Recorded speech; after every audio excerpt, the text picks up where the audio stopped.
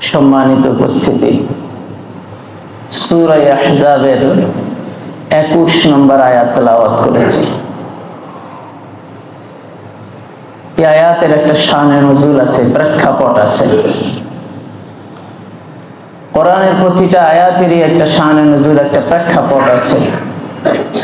যেই প্রেক্ষাপটকে কেন্দ্র করে আল্লাহ পাক রব্বুল আলামিন ধীরে ধীরে কোরআনের আয়াতগুলিকে অবতীর্ণ করেছেন। এই আয়াতের প্রেক্ষাপট হলো ইসলামের যে জিহাদ আছে, জিহাদ বিধান, কিতাল ফি সাবিলিল্লাহ, আল্লাহর রাস্তায় জিহাদ করা, আল্লাহর কালিমাকে বুলন্দ করার জন্য। আল্লাহর নবী যখন মদিনায় আগমন করলেন, আগমন করার পর আল্লাহ পাক রব্বুল আলামিন নবীজির উপরে জিহাদের বিধানকে ফরজ করে দিলেন।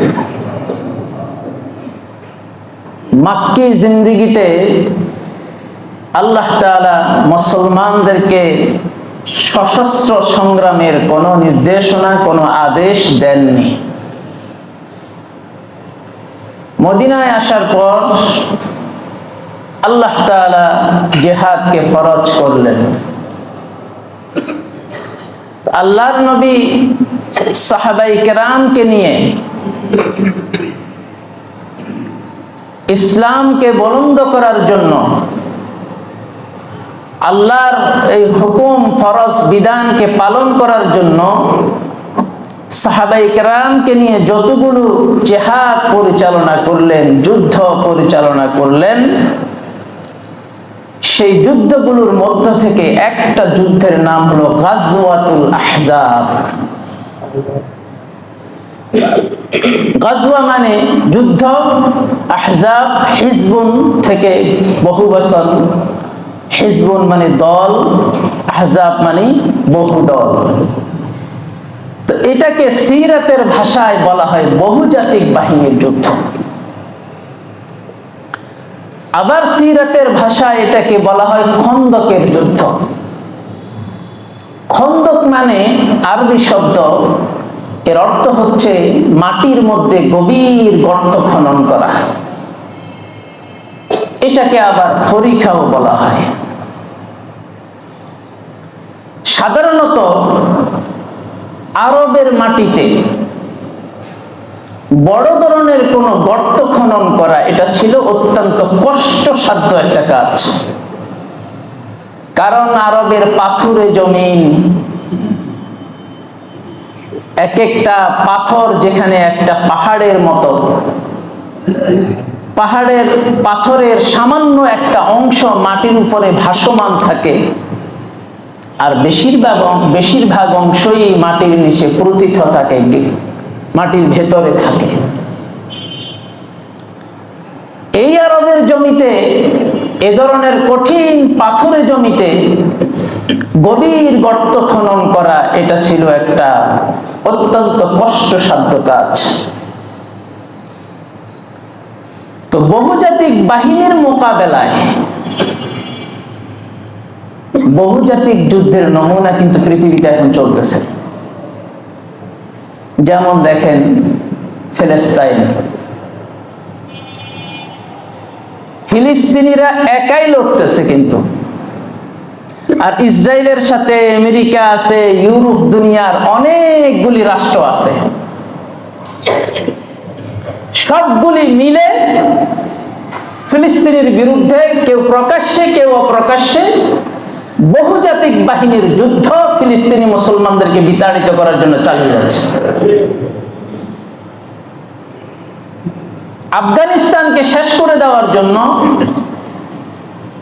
40 বছর যাবৎ, 20 বছর করেছে রাশিয়া বহুজাতিক বাহিনীর যুদ্ধ আফগানিস্তানের বিরুদ্ধে। পরবর্তী আমেরিকা 20 বছর করেছে, করে তারপরে নাকে খত দিয়ে পালিয়ে চলে গেছে। বহুজাতিক বাহিনীর যুদ্ধ ছিল। তো আল্লাহর নবী বহুজাতিক বাহিনীর যুদ্ধ মোকাবেলা করার জন্য যুদ্ধের একটা কৌশল হিসেবে মাটির মধ্যে গভীর গর্ত খননের সাহাবায়ে কেরামের মধ্যে বন্টন করে দিলেন। যখন বন্টন করে দিলেন, কাজ যখন অলরেডি শুরু হয়ে গেল, তখন যারা মুনাফিক ছিল, যারা বিভিন্ন যুদ্ধে মুসলমানদের সাথে যায় এবং বেঁচে বেঁচে নিজেকে আত্মরক্ষা করে করে থাকে, যুদ্ধ শেষে একটা ফ্যাসিলিটিস, একটা সুবিধা, একটা গনিমতের মাল, যেটাকে ইসলামের ভাষায় বলা হয়, সেটা পাওয়ার জন্য যারা যায়, তারা তখন নানান বাহানা শুরু করে দিল। প্রাসঙ্গিকভাবে বলে রাখি, আমাদের বাংলাদেশের স্বাধীনতা যুদ্ধে যারা প্রকৃত মুক্তিযোদ্ধা, তারা যুদ্ধ আল্লাহর সন্তুষ্টির জন্য দেশকে রক্ষা করে কোনো ভাতা, দেশের কোনো সুবিধা ফ্যাসিলিটিস গ্রহণ না করে শুধুমাত্র আল্লাহকে সন্তুষ্ট করার জন্য ঘরের মধ্যে অনেক কষ্টের জীবন যাপন করতেছেন, এমন বহু মুক্তিযোদ্ধা আছে। আর ভুয়া মুক্তিযোদ্ধার সার্টিফিকেট বানিয়ে মুক্তিযোদ্ধা ভাতা থেকে শুরু করে চিকিৎসা থেকে শুরু করে রাষ্ট্র মুক্তিযোদ্ধাদের জন্য যত ফ্যাসিলিটিস দেওয়ার সিদ্ধান্ত নিয়েছে সবকিছু গ্রহণ করছে। এইরকম মুক্তিযোদ্ধা আছে, ভুয়া মুক্তিযোদ্ধা হাজারে হাজারে। প্রথম আলো পত্রিকা বলছে ৫৪,০০০। এবং মুক্তিযোদ্ধার বাবা সন্তানের পরিচয় দিয়ে বাংলাদেশে ভালো ভালো পদে চাকরি নিয়েছে, এরকম অনেক আছে। এরা হলো এই সময়ের সবচাইতে বড় মুনাফিক, আর ওরা হলো ওই সময়ের সবচাইতে বড় মুনাফিক। তো রাসূলুল্লাহ সাল্লাল্লাহু আলাইহি ওয়াসাল্লাম যখন ভাগ করে দিলেন, কাজ যখন শুরু হয়ে গেল, তারা চিন্তা করলো, মাটির ভিতরে এভাবে গর্ত খনন করে, এত গভীর গর্ত করে যুদ্ধ থেকে, শত্রু থেকে আত্মরক্ষা, এটা কিভাবে? তাদের মাথায় জিনিসটা ঢুকতেছিল না। এজন্য তারা চিন্তা করলো, এই যুদ্ধে যদি আমি থাকি আমার মরা লাগবে, ফ্যাসিলিটিস তো পাবোই না, কোন সুযোগ সুবিধা তো পাবোই না, আমার মরা লাগবে। এই জন্য সে আল্লাহর নবীর কাছে এসে নানান রকম বাহানা দিতে লাগলো। ইয়া রাসূলুল্লাহ, আমাদের ঘর বাড়িতে কেউ নাই। ইয়া রাসূলুল্লাহ, আমাদের নারীদের জীবন সেখানে নিরাপত্তাহীনতার মধ্যে আছে, বাড়িতে কোনো পুরুষ নাই। ইয়া রাসূলুল্লাহ, বাড়িতে কেউ নেই, আমার মাল সম্পদ সব চুরি হয়ে যাবে, ডাকাতি হয়ে যাবে, আমাকে দয়া করে আজকের জন্য আমাকে অব্যাহতি দিন, আমাকে বাড়িতে যাওয়ার সুযোগ দিন। তাদের এই অজুহাতকে আল্লাহ পাক রব্বুল আলামিন আল্লাহর নবীকে জানায়া দিতেছেন, ইয়াকুলুনা ইন্না বুয়ুতানা আওরা ওয়া মা হিয়া বিআওরা ইন ইউরিদুনা ইল্লা ফিরারা। মুহাম্মদ সাল্লাল্লাহু আলাইহি ওয়াসাল্লাম, মুনাফিকরা আপনার কাছে এসে অজুহাত বাহানা তালাশ করতেছে, বাহানা পেশ করতেছে, বলতেছে তাদের ঘর বাড়িতে কেউ নাই, ঘর বাড়ি খালি। আমি আল্লাহ তাআলা বলতেছি, ওয়া মা হিয়া বিআওরা, তাদের ঘর বাড়ি কিন্তু খালি না। ইন ইউরিদুনা ইল্লা ফিরারা, তারা শুধুমাত্র এই কঠিন পরীক্ষা করণের কাজ, জীবনের জন্য ঝুঁকিপূর্ণ এই যুদ্ধ থেকে তারা পালায়নের জন্য তারা শুধুমাত্র ইচ্ছা করতেছে, এটা ছাড়া আর কোনো কিছুই না। যে সমস্ত বাহানা তারা আপনার সামনে পেশ করতেছে, এগুলি কোনো বাহানা না। তখন আল্লাহ পাক রব্বুল আলামিন সূরাতুল আহজাবের 21 নম্বর আয়াত তেলাওয়াত, 21 নম্বর আয়াত নাযিল করলেন, লাকাদ কানা লাকুম ফি রাসূলিল্লাহি উসওয়াতুন হাসানাহ লিমান কানা ইয়ারজুল্লাহ। আল্লাহর নবী পরীক্ষা খননের কাজে, মাটিতে গভীর গর্ত খননের কাজে নিজে অংশগ্রহণ করেছেন। সাহাবায়ে কেরাম বলতেছে, ইয়া রাসূলুল্লাহ, আপনার করা লাগবে না। তারপর নবী যে নিজেও কাজের মধ্যে লেগে গেলেন, সাহাবায়ে কেরাম করতেছেন। এই যে আল্লাহর নবী যুদ্ধের ময়দানে ইসলামকে রক্ষা করার জন্য নিজে যুদ্ধের ময়দানের মধ্যে কাজের মধ্যে লেগে গেলেন, জিহাদের মধ্যে অংশগ্রহণ করলেন। নবীজি নিজে 27টা যুদ্ধে সরাসরি নিজে অংশগ্রহণ করেছেন। তো এটা হলো নবীজির সিরাত। লাকাদ কানা লাকুম ফি রাসূলিল্লাহি উসওয়াতুন হাসানা। ইসলামকে প্রতিষ্ঠা করতে গিয়ে নিজের জীবনকে হাতে নিতে হবে আল্লাহর সন্তুষ্টির জন্য।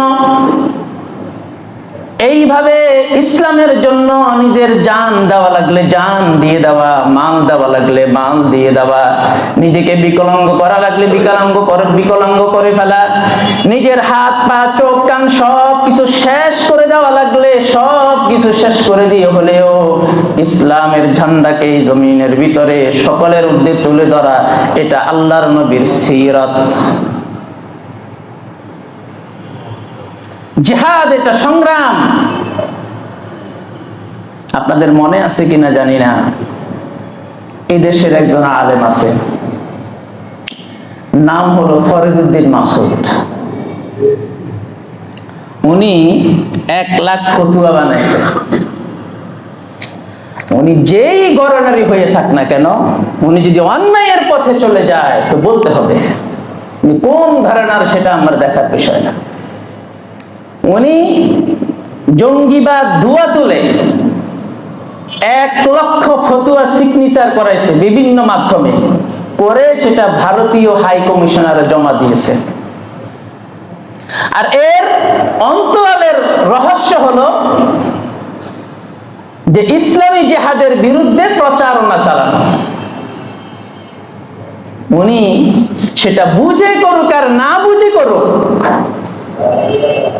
জিহাদে অংশগ্রহণ করা আল্লাহর নবীর আদর্শ সিরাত, উনি বুঝে করুক আর না বুঝে করুক, কিভাবে করেছেন সেটা উনি জানে, ওনার আল্লাহ জানে। কিন্তু প্রকাশ্যে আমরা দেখতেছি উনি সেটা করেছেন।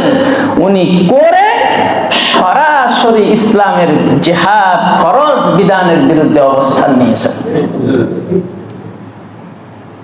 উনি শুধু এটা না, উনি আরো অনেক কিছু করেছেন।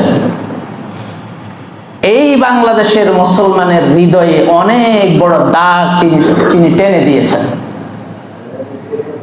উনি শাহবাগে দাঁড়িয়ে,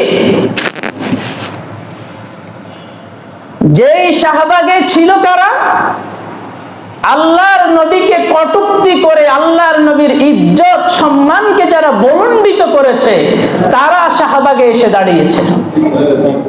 উনি সেখানে গিয়ে বিশ্ববরেণ্য মুফাসসিরের ফাঁসি দাবি করেছে। আপনারা কি ভুলে গেছেন সেটা? আপনারা হয়তো মনে রাখেন না, কারণ যেহেতু আপনাদের মনে রাখার দরকার নাই। আমাদের সবকিছু মনে রাখতে হয়, যেহেতু আমাদের সবকিছু মনে রাখার দরকার আছে।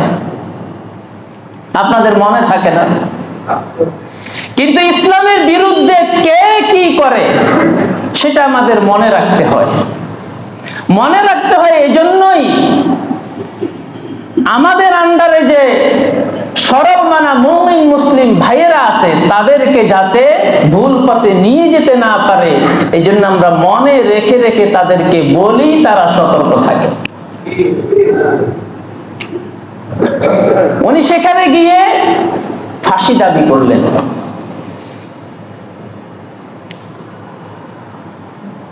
যার বিরুদ্ধে তিনি ফাঁসি দাবি করলেন, উনি বিশ্ববরেণ্য মুফাসসির। জীবনের একটা বিশাল সিংহভাগ অংশ, মোস্ট অফ দ্য টাইম, তিনি কোরআনের তাফসীর করে করে জীবন শেষ করে দিয়েছেন। এবং এক মুহূর্তের জন্য কোন বাতিলের সাথে তিনি আপোষ করেন না, এক মুহূর্তের জন্য করেন না। বলে এক মুহূর্তের জন্য করছেন, নো, এক মুহূর্তের জন্য করেন নাই তিনি। যদি করতেন, দীর্ঘ সময় ধরে ওনাকে কারাবরণ করতে হতো না।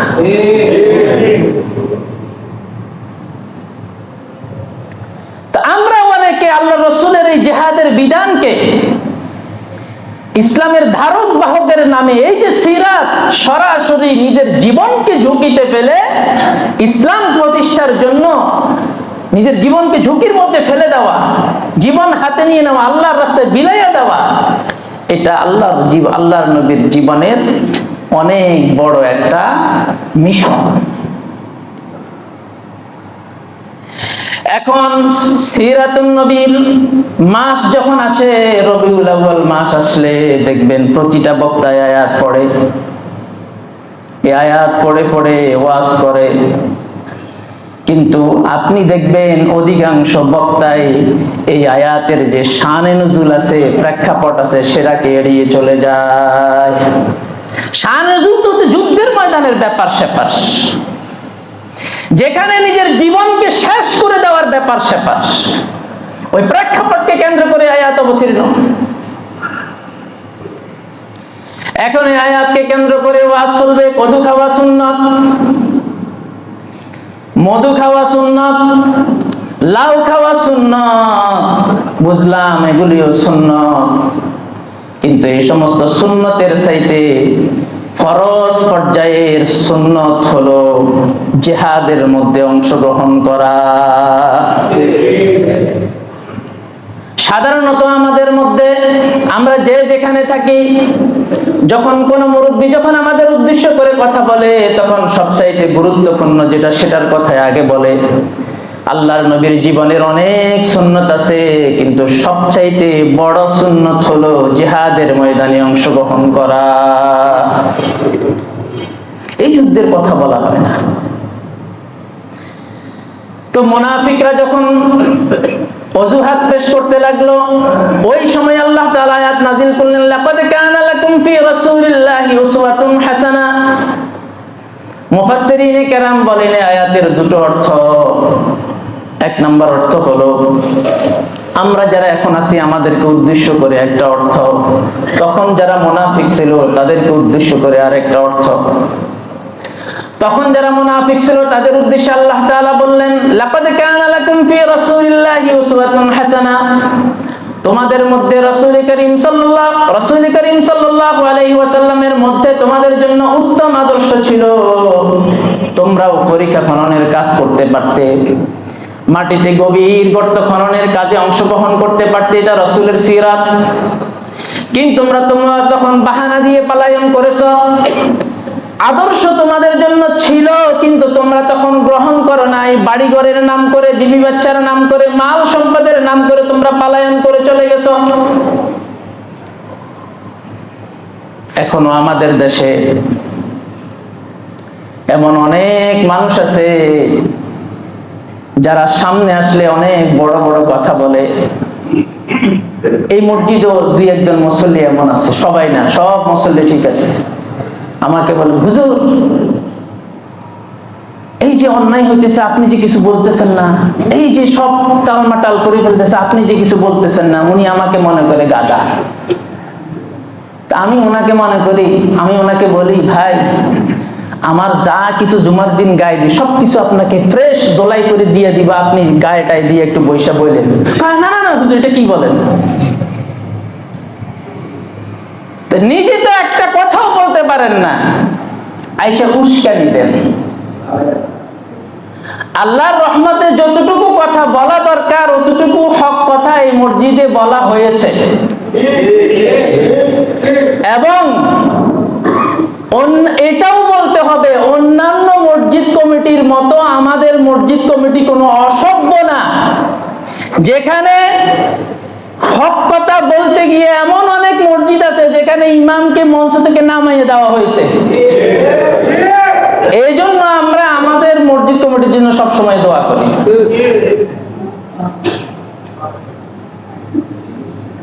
তো এই আয়াতের দুটো অর্থ, একটা অর্থ হলো আদর্শ ছিল তারা গ্রহণ করে নাই,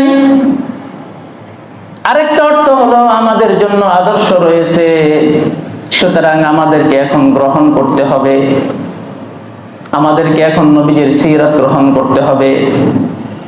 নবীজির সিরাত গ্রহণ করা মানে হলো নবীজিকে ভালোবাসা, নবীজিকে ভালোবাসা মানে হলো নবীজির সিরাত গ্রহণ করা। বুখারী শরীফের 632 নম্বর হাদিসের ভিতরে এসেছে আল্লাহর নবী একদিন হযরত ওমর রাদিয়াল্লাহু তাআলা আনহু আল্লাহর নবীকে উদ্দেশ্য করে বললেন, যিনি হাদিস বর্ণনা করতেছেন তিনি বলেন, কুন্না মা'আন নবী সাল্লাল্লাহু আলাইহি ওয়াসাল্লাম, আমরা আল্লাহর নবীর সাথে ছিলাম একদিন।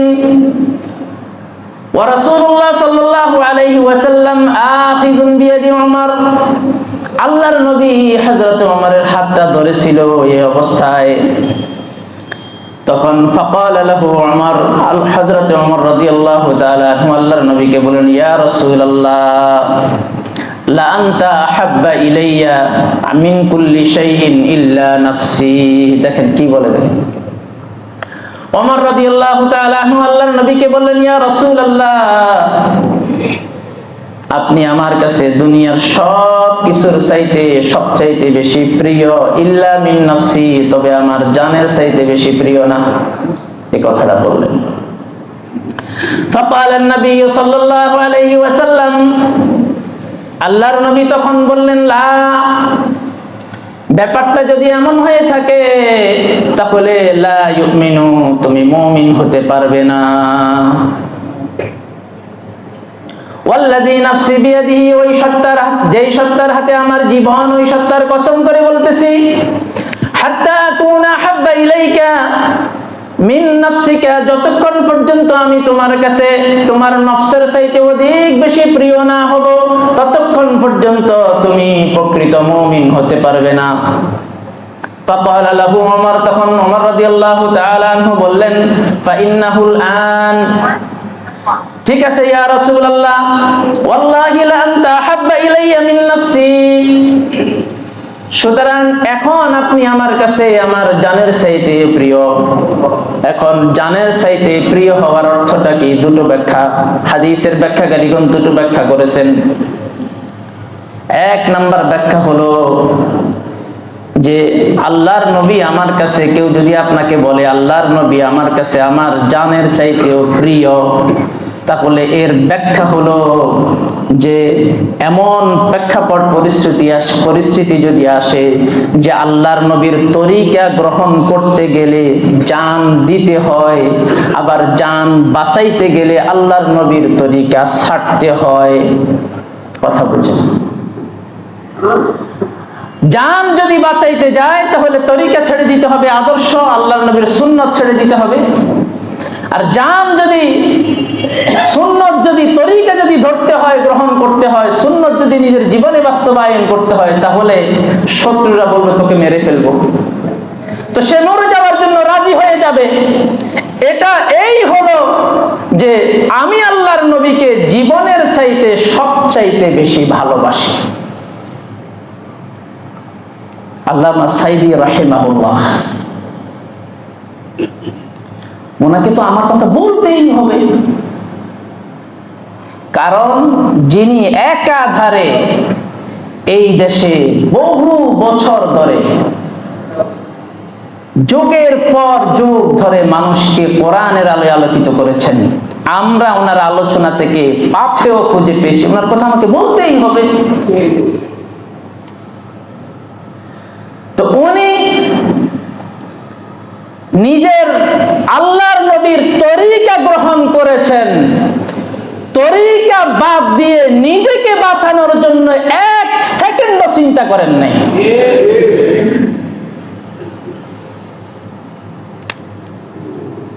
এই জন্যই ওনার জানাজাটা আমরা পড়তে পারি নাই। দুনিয়াতে শুধু উনি না, এরকম অনেক মানুষের ক্ষেত্রে হয়েছে, কিন্তু যোগ এবং জিজ্ঞাসা সারা দুনিয়ার মুসলমানদেরকে এটা দেখাইয়া দিয়ে গেল যে আমি আল্লাহর নবীর দ্বীনকে প্রতিষ্ঠা করতে চেয়েছিলাম, আমাকে এইভাবে শেষ করে দেওয়া হলো, তারপরেও দ্বীন ছেড়ে দিয়ে আমি নিজের জীবনকে বাঁচাইনি, জীবনকে শেষ করে দিয়েছি আল্লাহর সন্তুষ্টির উদ্দেশ্যে। হযরত ওমর রাদিয়াল্লাহু তাআলা আনহু বলেন, ইয়া রাসূলুল্লাহ, ঠিক আছে, আপনি আমার কাছে আমার জীবনের চাইতে সবচাইতে বেশি প্রিয়, فقال رسول الله صلى الله عليه وسلم আল্লাহর নবী বললেন, ঠিক আছে ওমর, এখন তুমি পরিপূর্ণ মুমিন, এখন তুমি পরিপূর্ণ মুমিন। এই আগস্ট মাসে ভারতের রামগিরি মহারাজ আল্লাহর নবীর বিরুদ্ধে কটূক্তি করেছে, এই আগস্ট মাসে। এবং ভারতের বিজেপির একজন সংসদ সদস্য নীতেশ নারায়ণ, সে এটাকে আবার সমর্থন করেছে। আমাদের দেশের মিডিয়াগুলো কভারেজ করে না।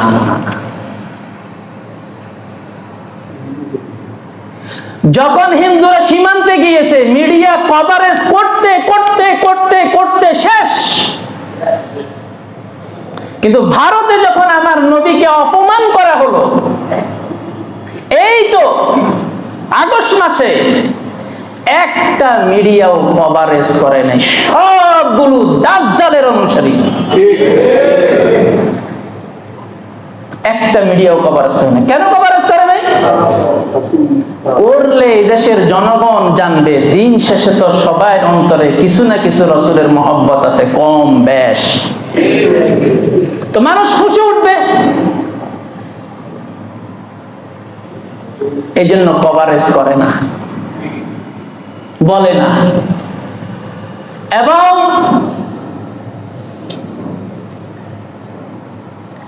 বৈষম্য বিরোধী ছাত্র আন্দোলনের ভাইয়েরা দেশ উল্টাইয়া ফেলতেছে। তারা ভালো কথা, দেশের অনেক সংস্কার কাজ করতেছে। অনেক ক্ষেত্রে দেখলাম তাদেরকে প্রাসঙ্গিকভাবে বলি, তারা এই দেশের প্রবীণ বড় রাজনীতিবিদ যারা আছে তাদের উপরে গিয়ে কথা বলে। তো এই প্রসঙ্গে একটা ঘটনা বলি। আমাদের এক ওস্তাদ বুখারীর দরসের মধ্যে বলতেন যে কিছু যুবক পোলাপাইন সফরে বের হয়েছে, তাদের সিদ্ধান্ত হয়েছে যে কোনো বুড়াকে সাথে নেওয়া যাবে না, যারা প্রবীণ মুরব্বী তাদেরকে সাথে নেওয়া যাবে না। কারণ ক্যাসাল ম্যাসাল করে, নানান খালি আদেশ দেয়, এটা করা যাবে না, এটা করা যাবে না। এই জন্য কোনো বুড়াকে সাথে নেওয়া যাবে না, আমরা আমাদের মতো করে কাজ করব। তো যাওয়ার পরে সফর করতে করতে করতে করতে করতে করতে একটা এলাকার মধ্যে গেছে। সেখানে যাওয়ার পরে ওই এলাকার মানুষজন কি করছে, তাদের এই হাতের মধ্যে, এখানে গ্রাম্য ভাষায় বলে ফাত বা কাইম, চিনেন আপনারা? আরে বাঁশের এখান থেকে নিয়ে এতটুকু পর্যন্ত এভাবে ফাতটাকে লাগাইয়া এবার এখানে বেঁধে দিছে ভালো করে, শক্ত করে। এখন বেঁধে যখন দেওয়া হয়েছে, এখন এটাকে এভাবে করতে পারবে? করতে পারবে না। দোনো হাতের মধ্যে এভাবে বেঁধে দেওয়া হয়েছে। বেঁধে দিয়ে খাবারের টেবিলে আবার তাদেরকে বসাইয়া খাবার দিছে। এখন কেউ খাইতে পারে না, বুদ্ধি নাই, বুদ্ধি নাই, এখন কেউ খাইতে পারে না, কারণ হাতটা এইভাবে করতে পারতেছে না। তো ওই দূর থেকে এক বৃদ্ধ বয়স্ক মানুষ, অতি বয়স্ক, উনি বুদ্ধি দিতেছে। কি বুদ্ধি? কার দেখু, তুই ওরে খাওয়াই দে, ও তোরে খাওয়াই দিব, তুই তো হইয়া গেল। এটা তো করা যায়। তো প্রবীণ রাজনীতিবিদ, প্রবীণ নেতা, বর্ষিয়ানদেরকে অ্যাবাউট করে তোমরা কিছুই করতে পারবে না, এগুলো পাও সব কিছু। রাজনীতির ময়দানে যারা তুখুড় খেলোয়াড়,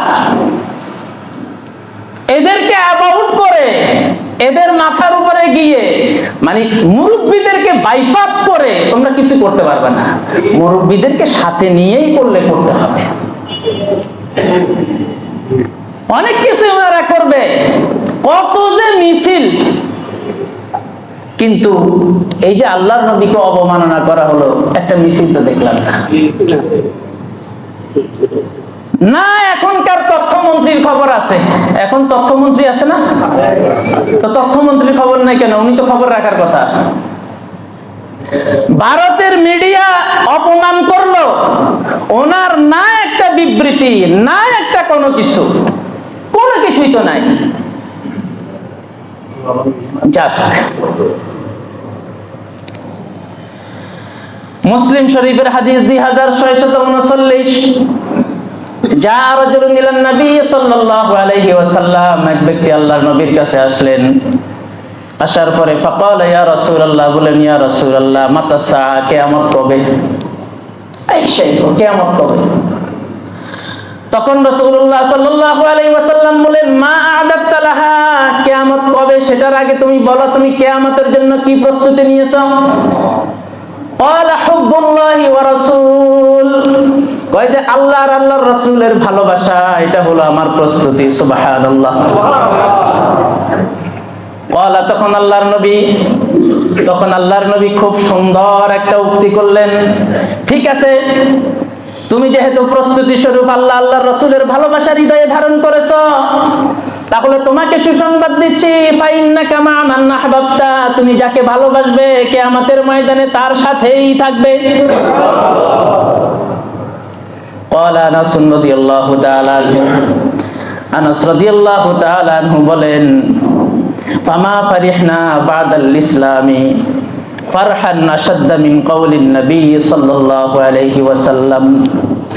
আল্লাহর নবী এই বক্তব্য দেওয়ার পরে, ইসলাম গ্রহণ করার পরে আমার জীবনে এত খুশি আমি কখনো হই নাই, যখন আল্লাহর নবী বললেন যে তুমি যাকে ভালোবাসো কিয়ামতের ময়দানে তার সাথেই থাকবে। এই কথা যখন আল্লাহর নবী বললেন, আমি এত বেশি খুশি হয়েছি, আমার জীবনে আমি এত বেশি খুশি হই নাই। কারণ ফানা উহিব্বুল্লাহ ওয়া রাসূল, আমি আল্লাহর রাসূলকে ভালোবাসি, আল্লাহকে ভালোবাসি, আবু বকরকে ভালোবাসি, উমরকে ভালোবাসি। সুতরাং আল্লাহর নবী বলেছেন, ফাইন্নাকা মা মান আহবাবতা, যে যাকে ভালোবাসে তার সাথেই থাকবে। সুতরাং আমি তো আল্লাহকে ভালোবাসি, আল্লাহর রাসূলকে ভালোবাসি, আবু বকরকে ভালোবাসি, উমরকে ভালোবাসি। ওয়া আরজু আন নাকুনা মাআহুম, আমি আশাবাদী যে কিয়ামতের ময়দানে আমি তাদের সাথে থাকতে পারবো। যদিও ওয়ালাম আ'মাল বিআমালিহিম, আমি তাদের মতো আমল করতে পারি নাই, কিন্তু এই ভালোবাসা তো হৃদয়ের মধ্যে ধারণ করেছি। এই জন্য আমি আশাবাদী যে আমি তাদের সাথে থাকতে পারবো। এই রবিউল আউয়ালে আপনাদের কাছে মেসেজ হলো, আল্লাহর নবীর ভালোবাসা হৃদয়ের মধ্যে ধারণ করেন, আল্লাহর নবীর মুহাব্বত হৃদয়ের মধ্যে গেঁথে নেন, ভরপুর করে ফেলেন এই হৃদয়কে দুনিয়ার অন্য কোনো ভালোবাসার বাদ দিয়ে। قال رسول الله صلى الله عليه وسلم لا يؤمن أحدكم حتى أكون أحب إليه من والده وولده والناس أجمعين। যতক্ষণ পর্যন্ত তোমার কাছে তোমার ছেলে সন্তান, তোমার বিবি বাচ্চা, তোমার মাতা পিতা, সকল মানুষ, দুনিয়ার সকল মানুষের চাইতে অধিক প্রিয় আমি না হব, ততক্ষণ পর্যন্ত তুমি মুমিন হতে পারবে না। তো প্রিয় কখন হবে? আপনি যদি বলেন আমার কাছে রাসূল প্রিয়, তখন আপনার এই দাবিতে আপনি কখন সত্যবাদী? যখন দেখবেন আল্লাহর নবীর সুন্নতের উপরে আক্রমণ আসলে, অথবা আপনাকে যদি বন্দী করে বলা হয় তুই এই রাজনীতি ছেড়ে দে, ইসলামের রাজনীতি ছাড়, আপনি যদি ছেড়ে দেন, অন্যায়ের সাথে আপোষ করে ফেলেছেন, আর আপনি যদি আল্লাহর দ্বীন কায়েম করা, এটা আল্লাহর নবীর সুন্নাহ সিরাত, আপনি যদি এটার উপরে অটল থাকেন, জীবনকে বিলাইয়া দেন, তখন প্রমাণিত হবে আপনি আল্লাহর নবীকে বেশি ভালোবাসেন, আল্লাহর নবী আপনার কাছে অধিক বেশি প্রিয়। এই জন্য ভারতীয় কবি বলেন, মোহাব্বত এক আজীব শাই হ্যায়, বয়ান করনা না মুমকিন হ্যায়, না মরতা হো না জিতা হো, আজব হালত ক্যা হোগা। ভালোবাসা যখন ডুববে তখন আপনি অন্যরকম হয়ে যাবেন, তখন আপনার চোখে আর রাসূলুল্লাহ ছাড়া কিছুই দেখবেন না, রাসূলুল্লাহর তরিকা ছাড়া দুনিয়ার কোনো তরিকা আপনার কাছে পছন্দনীয় হবে না, রাসূলুল্লাহর লাইফস্টাইল ছাড়া আর কোনো লাইফস্টাইল আপনার কাছে পছন্দনীয় হবে না। আপনারা মজনুর নাম শুনেছেন না? মজনুকে চিনেন না? লাইলি, মজনু, ওদের বাড়ি কোথায় জানেন? মজনুর বাড়ি হচ্ছে মিশরে। মাদ্রাসায় একটা কিতাব পড়ায়, সরকারি মাদ্রাসাতেও পড়ায়, কওমি মাদ্রাসাতেও পড়ায়, তাফসীরে বাইদাউই। ওই কিতাবের সূরা ফাতিহার তাফসীরের টিকার মধ্যে লেখা আছে মজনুর ব্যাপারে। মজনুর নাম, আসল নাম হচ্ছে কায়েস। সে তো লায়লার ভালোবাসায় এত বেশি আকণ্ঠ নিমজ্জিত, তো বাবা চিন্তা করলো আমার ছেলে তো পাগল হয়ে যাবে, তো মিশর থেকে তাকে নিয়ে বাইতুল্লাহ সফর করলেন। বাইতুল্লাহ এসে বাইতুল্লাহর গিলাপটা ধরে সন্তানকে বলছে, বাইতুল্লাহর গিলাপ ধর। এবার বাবাও ধরছে, ধরে সন্তানকে বলতেছে, তুই বল আমার সাথে সাথে, আমি যা যা বলবো তুই তা তা বলবি। কি বলবো? বল যে আল্লাহ। তো সে বলছে আল্লাহ আমার অন্তর থেকে, তো সে বলছে আমার অন্তর থেকে লায়লার ভালোবাসা উঠাইয়া দাও। যখনই এই কথা বলছে মজনু বলে কি আল্লাহ লায়লার ভালোবাসা আরো বাড়াইয়া দাও। দিছে বাবা এক থাপ্পড়। এত দূর থেকে এত টাকা খরচ করে তোকে এখানে আমি বাইতুল্লাহ নিয়ে আসলাম, তোরে কাবার গিলাপ ধরাইলাম, তোরে বলতেছি যে তুই এই কথা বল লায়লার ভালোবাসা উঠাইয়া দাও, আর তুই বলতেছ আল্লাহুম্মা জিদনি হুব্বা লায়লা, আল্লাহ লায়লার ভালোবাসা আরো বাড়াইয়া দাও। কারণ তার কাছে লায়লা এত বেশি প্রিয় হয়ে গিয়েছিল যে সারা দুনিয়া একদিকে সে লায়লার পক্ষেই থাকবে। আপনার কাছে রাসূলুল্লাহ এমন হয়ে যেতে হবে সারা দুনিয়া একদিকে আপনি একদিকে। রাসূলুল্লাহর ব্যাপারে আপনি কারোর সাথে আপোষ করবেন না, কম্প্রোমাইজ করবেন না। রাসূলুল্লাহর তরিকার ব্যাপারে কারোর সাথে আপনি আপোষ করবেন না, কম্প্রোমাইজ করবেন না। এটাই হবে রবিউল আউয়ালের এই মেসেজ আপনার হৃদয়ের ভিতরে ধারণ করতে হবে। ক্বালান নবী সাল্লাল্লাহু আলাইহি ওয়াসাল্লাম, আল্লাহর নবী আরো সুন্দর করে স্পষ্ট করে আপনাদেরকে বলতেছেন, মান আহাব্বা সুন্নতি ফাকাদ আহাব্বানি, যে আমার তরিকারে ভালোবাসলো সে আমারে ভালোবাসলো। ওয়ামান আহাব্বানি, যে আমারে ভালোবাসলো, কানা মাই ফিল জান্নাহ, জান্নাতে আমার সাথে থাকবো। আরো ক্লিয়ার করে বলতেছে। এই জন্য আল্লাহর নবীর তরিকা বেছে বেছে পালন করেন। বড় যুদ্ধ জিহাদ হয়তো যেতে পারবেন না, কি কি তরিকা আছে, বই আছে, ইসলামিক বই পুস্তক আছে, সিরাতের কিতাব আছে, খুঁজে খুঁজে খুঁজে খুঁজে একটা একটা করে অন্তত মিঠা সুন্নত যেগুলি আছে এগুলি হলেও পালন করেন। মিঠা সুন্নত কি? পানি খাওয়ার সুন্নত তরিকা আছে না আল্লাহ নবীর?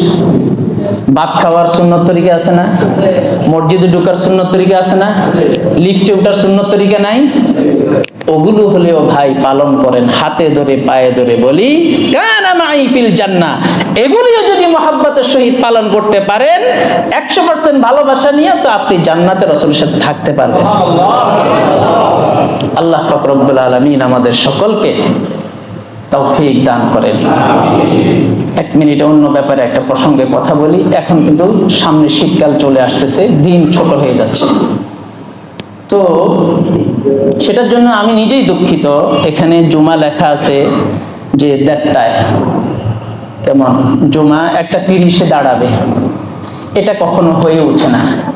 সামনে থেকে আমি প্রতিজ্ঞা নিয়েছি একেবারে জাস্ট টাইমে জামাত যাতে আমি দাঁড়িয়ে যেতে পারি, এই টাইমে আমি দাঁড়াবো, এর আগ পিছ করব না।